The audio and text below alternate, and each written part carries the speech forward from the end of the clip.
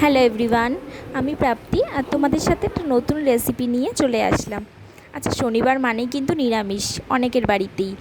তো সেই দিনে কিন্তু ফ্রাইড রাইস আর এরম পনিরের তরকারি কার কার খেতে বলো তো ভালো লাগে।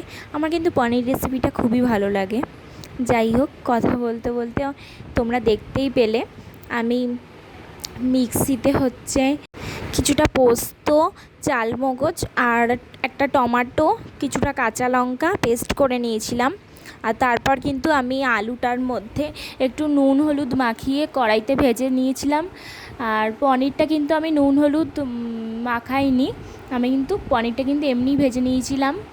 আর দেখো, তার ভাজার পরে কিন্তু আমি গরম জলের মধ্যে পনিরটাকে তুলে রেখেছিলাম যাতে নরম থাকে, নরম বেশ কিছুটা কিন্তু সফট হয় পনিরটা।